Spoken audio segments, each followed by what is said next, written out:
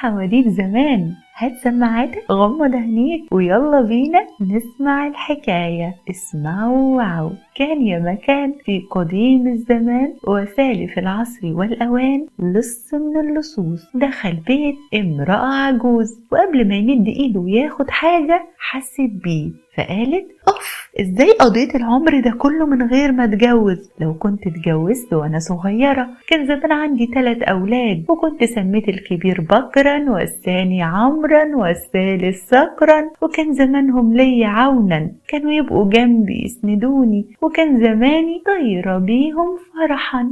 ومرة واحدة راحت مصرخة بأعلى صوتها لا لا لا، الحمد لله اني ما عملتش كده، كان زماني بموت من الخوف عليهم، ولو كانوا ماتوا قبلي كان زماني عمالة أصوت واصرخ طول عمري واقول يا ويلي يا بكر، يا ويلي يا عمرو، يا ويلي يا صقر. وكان ليها 3 جيران بنفس الأسماء دي، ولما سمعوها راحوا بسرعة ونجدوها، ومن اللص خلصوها، قبضوا عليه ومسكوه وبالحبال أيدوه. يبص اللص للعجوز ويقول لها يا ريتك سكنتي القبر، ولا كنت ولدتي بكر، ولا فرحتي بعمر، ولا كنت شفت أنا الصقر.